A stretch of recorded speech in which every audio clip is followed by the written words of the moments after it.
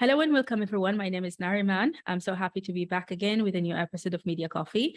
And I'm also excited to be joined today with Sachin Kalbag. He's a journalist from India who's been working for about 28 years in some of India's biggest media houses, including the Hindustan Times, the Hindu, the India Today Group, and more. Welcome, Sachin. And as I said, I'm so happy to have you. I feel this is going to be an interesting conversation just because of your background and the experiences that you have. So just to start, would you please, just introduce yourself to our audience and tell us more about yourself and about your work in the past? Thank you so much, Nariman. It's an honor to be here. Thank you for inviting me to your show. Hopefully, I can add some value and give you the kind of responses that you want and you expect. About me, I started my career in 1994. So I'm pretty old. I've been a journalist for nearly 3 decades now, 28 years and some. I've worked with several organizations. I started out as a trainee feature writer, a reporter, and a copy editor in a newspaper called Midday. At that point of time, Midday was the second largest selling newspaper in Mumbai, and perhaps the largest selling tabloid, English tabloid in India at that point of time. Later on, after about 8 to 9 years, I worked with Midday. I joined their online team as content head. So it was the first time that the newspaper had a content head for online. And it was kind of exciting because we were setting up a new website. This was in the year 2000, 2001, when everything was changing in the world of internet. Everything was changing in the world of news media because the moves were being made to start changing from a totally print organization to an online organization, a print and online organization. And those were the years that were very, very crucial for Indian media. Later on, I joined as an executive editor of Digit magazine, which was a technology magazine. From there, I went, that was also in Mumbai in India. From there, I went to Washington, D.C. For a few years, where I reported as a foreign correspondent for a new newspaper in India called Daily News and Analysis. This was launched in the year 2005. I came back to India late 2007 to join Hindustan Times as its online editor. This was based in New Delhi. Later on, I joined the India Today Group as its online editor for the newspaper they launched called the Daily Mail, the Mail Today, which is in collaboration with the Daily Mail of London. So I spent some time in London as well, getting trained specifically for that kind of reporting and that kind of visual storytelling. From there, I came back to Mumbai, where I joined as editor-in-chief of Midday. I had started my career at Midday, so it was a kind of a homecoming to come back to Mumbai in India as the editor-in-chief of Midday. From there, I launched the Mumbai edition of The Hindu, which is one of India's largest selling English language newspapers. It usually is either number 2 or number 3, but the number 1 remains the Times of India. But number 2 or number 3 changes between the Hindustan Times and the Hindu, depending on which year is the survey taken.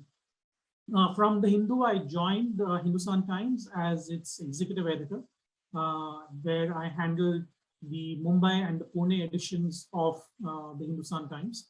And I worked there for more than 4.5 years.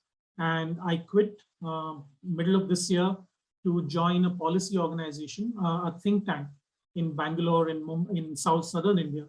The institution, it's called the Takshashila Institution, and we specialize in policy teaching. We also look at creating white papers on certain important issues that are present in the country and internationally. We also look at defense policy. We also look at foreign policy.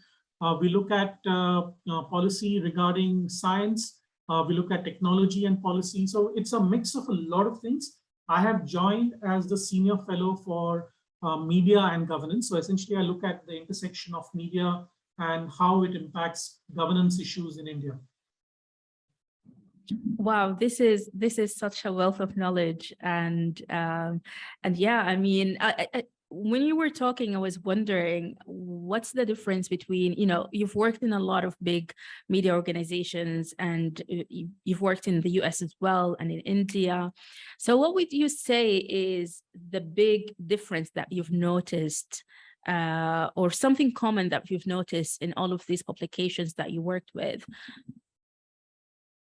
I think the larger media organizations in India and around the world, or the most reputable ones, have a lot of gatekeeping in force, in the sense that a lot of editors look at the authenticity, the credibility of the news item that goes into their organization's outlet. So it could be a print publication, it could be an online publication, it could be a radio station, it could be a TV news channel.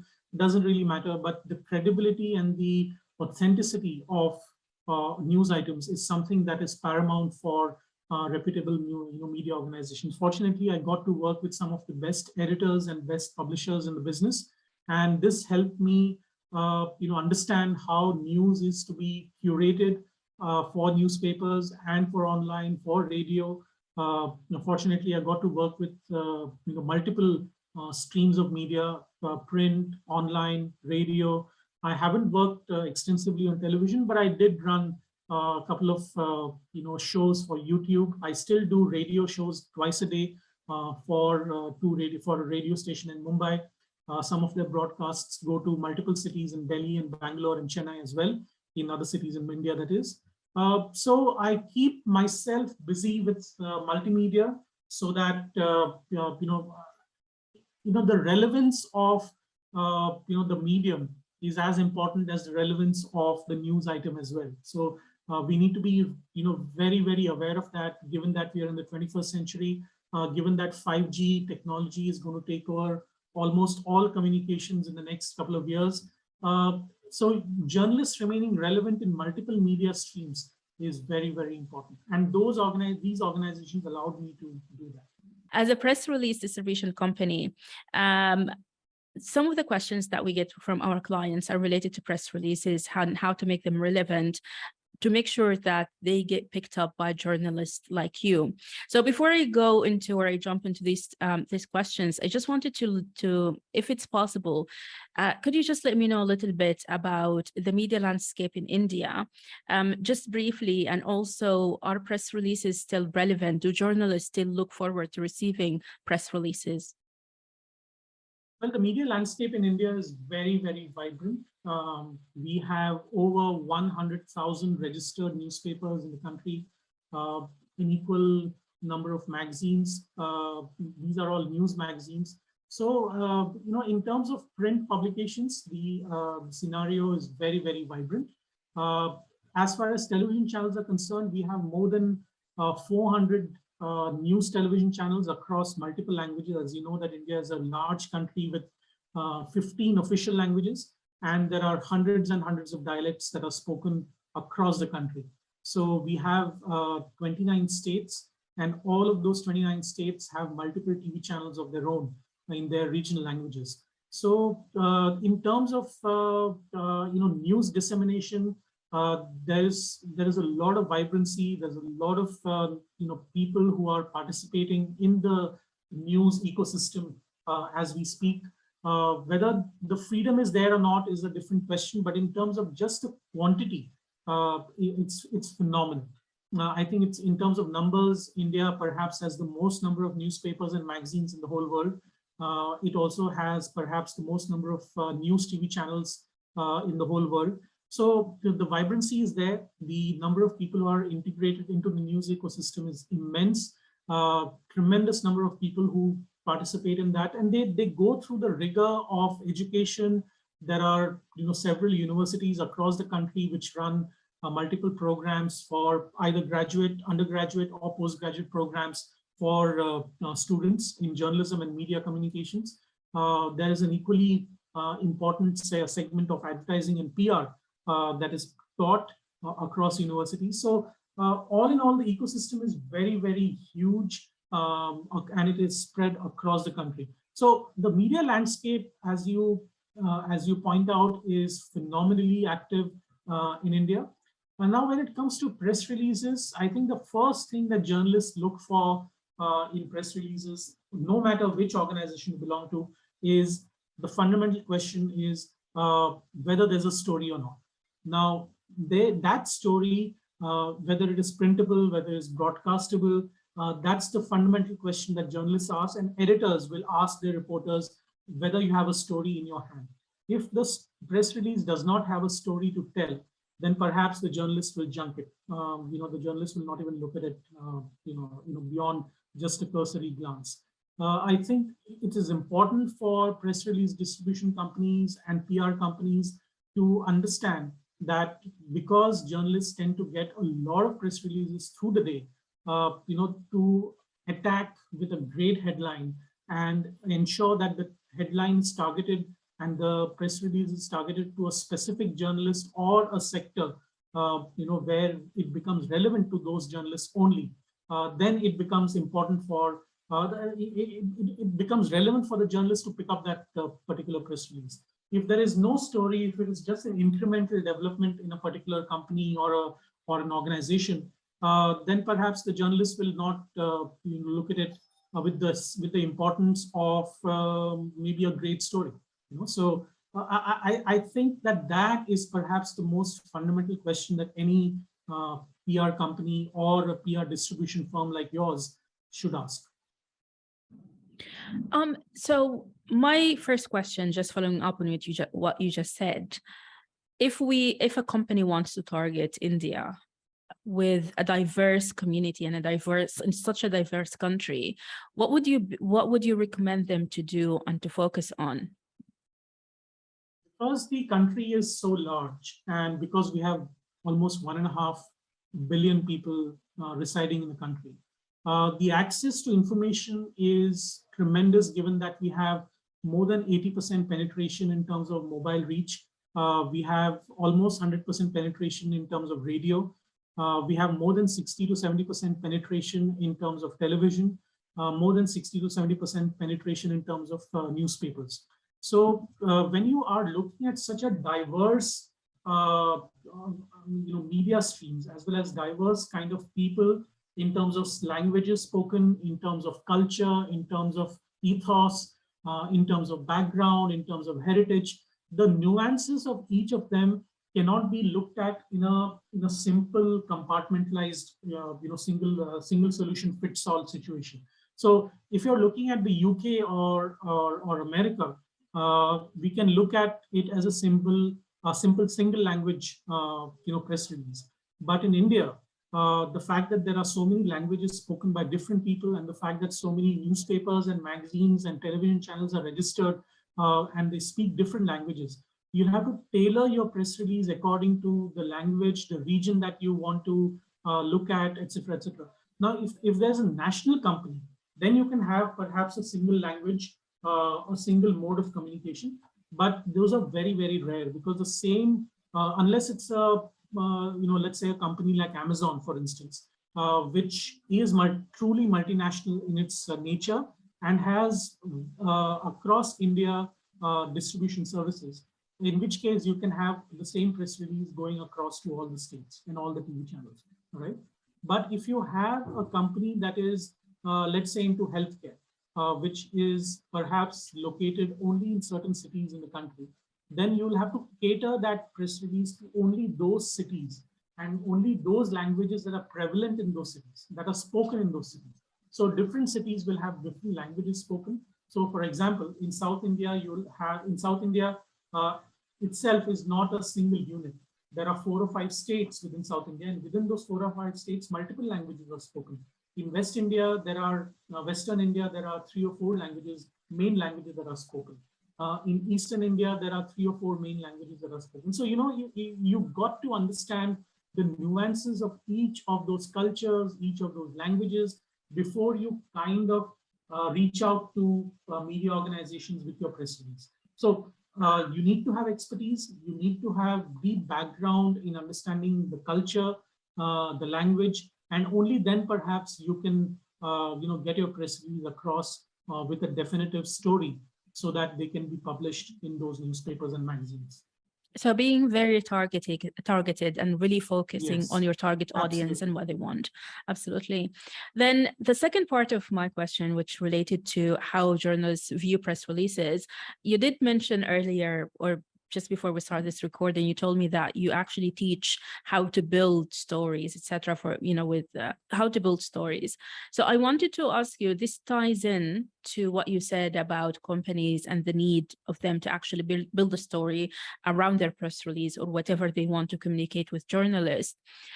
How do you build a story with a press release, knowing that it has to be, let's say, short, it has to be concise, and it has to be really direct to the point? So how can companies build a story over, let's say, a launch of a product, for example? I think the fundamental question that the company should ask its PR advisors is, what kind of news value does my press release have, so that the journalists can pick it up? For example, if you're launching a new insurance product or a new financial product in the country, then will a business newspaper pick it up if I give it this headline? So for example, if let's say a company wants to sell untraded shares. So a share that is not traded in the stock exchange, but companies are offering those shares for the general public. And if a company wants to create a financial product around that, then will the business news magazines or the newspapers pick it up? The blogs or the newspaper websites, will they pick it up for news dissemination? I think that's the fundamental question that you need to ask first. Once you address that question, then how do you frame that press release is really, really important. So I want to know, as a journalist, because I get 40, 50 press releases a day, I need to get the gist of the matter in the headline and the front, the first paragraph. So if I don't get that, and if I don't see any news value in those two elements of the press release, then perhaps I'll junk it and I'll move on to the next press release. So the PR advisors to the companies must be very, very certain that that is the press release, has a certain news value to the target audience. So if it's a general interest newspaper, like the Times of India or the Hindu or the Hindustan Times, then perhaps the approach will be different. If it's a business newspaper like Mint or the Economic Times or the Business Standard, then your approach will be completely different. If it's a website, if it's a radio show, if it's a TV channel, then perhaps your approach will be different for each of those media. So I think PR advisors have to be smarter than journalists in this case, because they'll have to sell the story to the company first and then use that story to sell it to the journalist next. So they are kind of caught between the devil and the deep blue sea kind of situation. But it's an exciting one because it is their responsibility to tell a story, to craft a story, so that both sides, that is the client as well as the journalist, is on the same page on this. Because unless, like I said, there is a news value to the PR, the press release, I don't think the journalist will pick it up. So those two questions, what kind of headline am I putting in, and what kind of information I'm giving to the journalist in the first two aspects, that is the headline and the first paragraph. If those are addressed by the PR advisor, then I think it will be a story that can be picked up by journalists. What are the common mistakes that you've noticed or you came across while you were working, whether it was, in India specifically or while you were working in the US? So the common mistakes that you would see PR, professionals make while writing a press release. I think that the main mistake that PR professionals in India make is that they are not experts in that particular topic. So if I need to, make a phone call, if the journalist needs to make a phone call to the PR advisor and get information, deep information about a particular topic, and that particular PR person is unable to respond, either with technical data or with any other kind of quote or some information that is lacking in the press release, then it puts off the journalist, in the sense that I expect the PR advisor to be an expert in that particular product, so that he or she can respond to my queries, because that person is the first port of call for me. I'm not going to directly call up the company. I'm going to call up the PR person for that particular firm. So if that person is not able to answer my questions, then it's a big no-no for me as a journalist. I think the second mistake that people make is the time taken to respond to a particular query.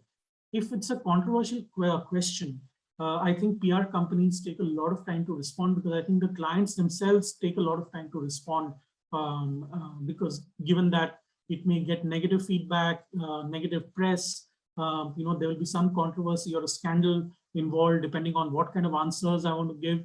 So especially when there's a negative story, I think the damage control team from the PR firm should be very, very transparent and open with the client, and transparent and open with the journalist, that look, I don't have that information, but please go ahead and find out from your independent sources, what information that you've got, and you're free to publish it. Whether we can comment on it or not, I will get back to you at this specified time frame. And then the PR person will have to go back to the client and say, see, the journalist needs this information, and if you don't give that information, or if you don't give a quote, the feedback will be even more negative than what we have. So we'll have to damage control here. So I think the transparency in this situation is extremely important from both the client side as well as the journalist side. So that is something that is lacking in a lot of PR professionals, because I think PR professionals, like in the media, tend to not work with a particular client over a long period of time. So they don't become subject matter experts. What used to happen earlier is that the PR profession itself did not have so many people participating in it. So there were a lot more subject matter experts, because I could talk to the client on a long-term basis. So there are these multiple pain points that a journalist has to go through. One is lack of information. Two is a quick turnaround time before my deadline. And three, lack of data or lack of expertise from either the company or from the PR company. So those are the three major pain points that I have experienced in my many, many years as a journalist interacting with PR people. And on the topic of WhatsApp, you had a podcast called WhatsApp University, and it's about fact checking and discussing fake news. Can you just tell me a little bit about it, and why did you choose the name WhatsApp University?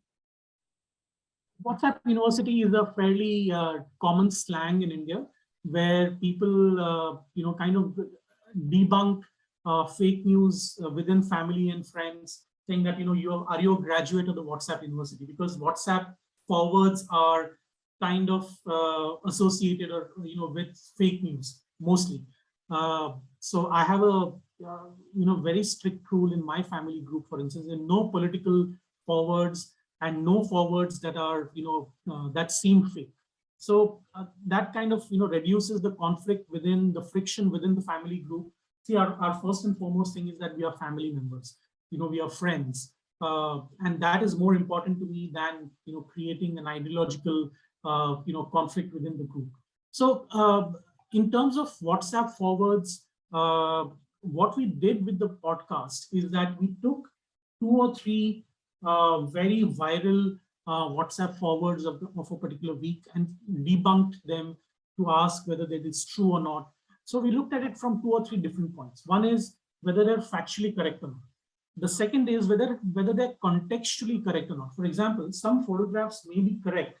They are actual photographs, but the context may be wrong. For example, if a person is voting in a particular election, that election may have happened 5 years ago, but to show that the voting took place yesterday or this year may be contextually wrong, because in terms of context, it is completely fabricated. The photograph is correct, but it is fabricated in terms of context. Then it is, like I said, factual fabrication. So some data which is fabricated and sent on WhatsApp needs to be debunked immediately.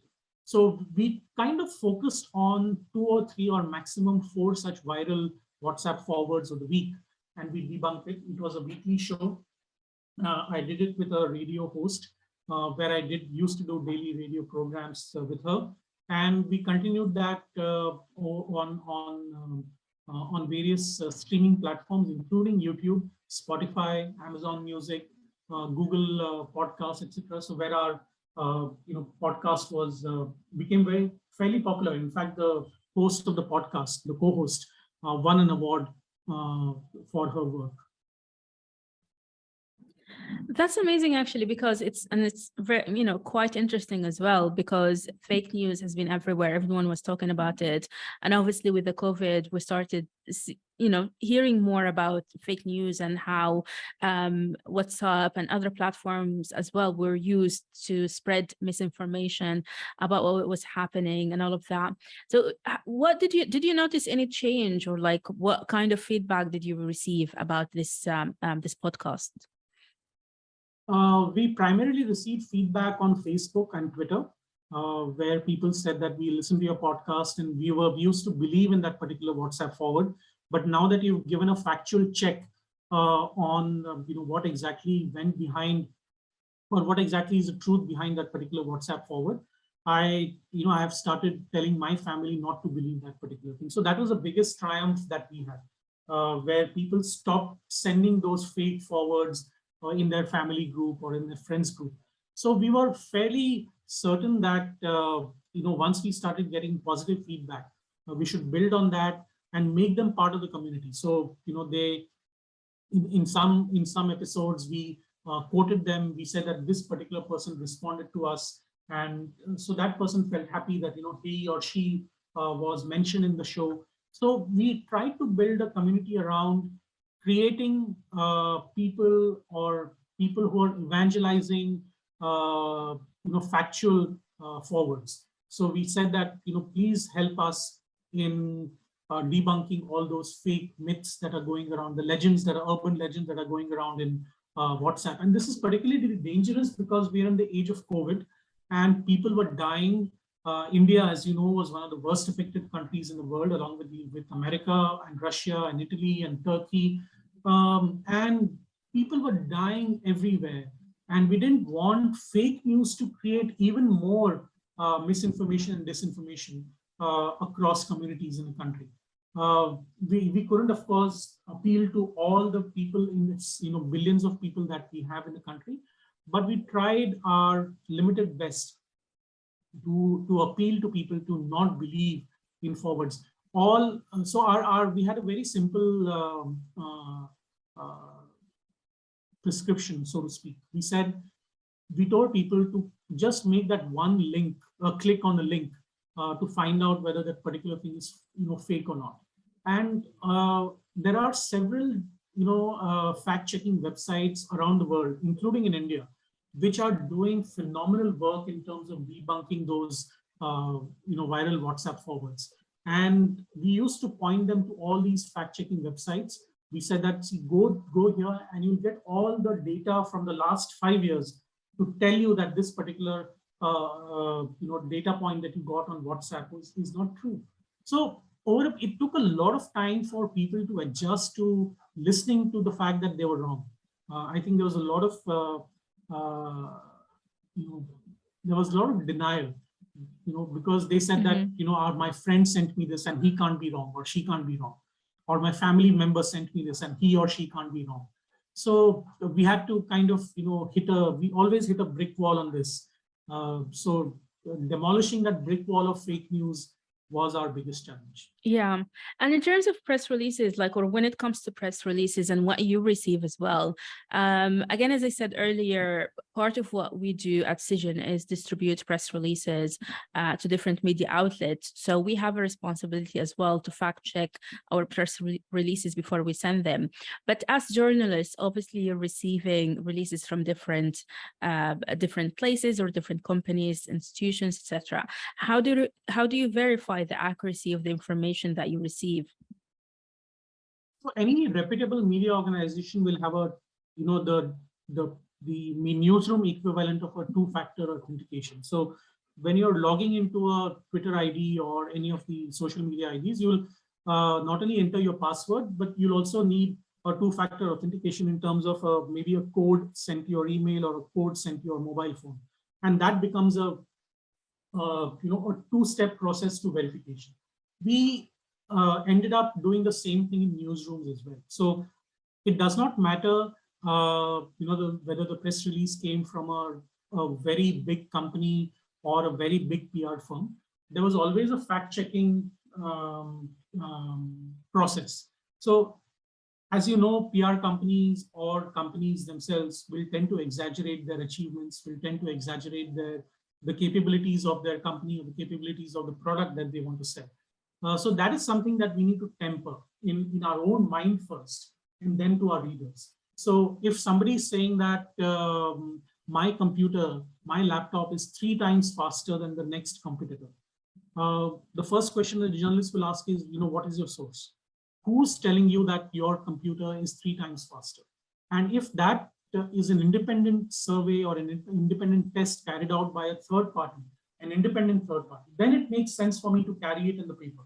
Otherwise, it's just a claim based on ideal conditions that the computer company is propagating, which we don't want as journalists. So, the credibility of the PR company also goes down. The credibility of the firm also goes down. So I think transparency, credibility, authenticity are the 3 main pillars on which press releases should be built on. Is there a difference in targeting radio versus online versus print media?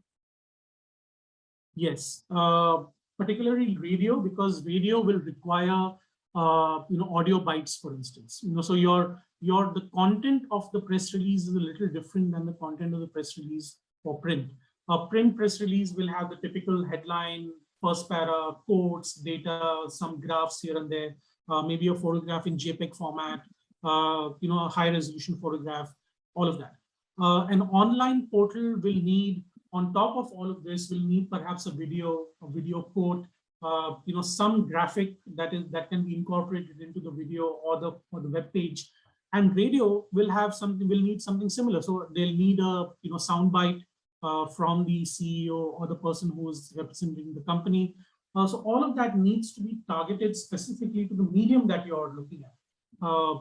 So in case the radio person, for example, if I'm doing a show on radio and I want to feature a particular person or a product, then I need greater information in terms of sound bites from the PR company. So the PR company will have to cater the press release in the way that is needed for the medium, not just for the journalist. Mm-hmm. Absolutely. Do you have any last recommendations or advice that you can provide PR professional with or communication companies and agencies? Well, I think a lot of communication agencies are very, very professional these days. I see their press releases, I see their communication strategy, and it is fairly relevant. It is important. It is very succinct. It is concise and to the point. I think that is the fundamental thing that new PR professionals should be learning. How to compact your press release with the largest amount of information, the most amount of information in the shortest document possible. So it should be not more than 1.5 pages. It should be packed with information. It should be packed with media contacts. There must be a call to action. There must be, for further information, do this, do that, let's do this. Here are resources that you might need, whether it is photographs, whether it is contact details, whether it is video bites, sound bites, all of that can be part of the media kit. So once and for all, you've created this lovely media kit for the journalist so that he or she does not need to follow up again and again. Yeah. Thank you so much, Sachin. This was a really interesting conversation with you and valuable information as well. Appreciate you and appreciate your time. And this is the end of our interview. Just want to remind our viewers to visit our website where you can watch the rest or the other episodes of Media Coffee. And if you want to know more about Sachin as well, please feel free to follow us on social media and send us an email if you have any questions that we can discuss in future episodes.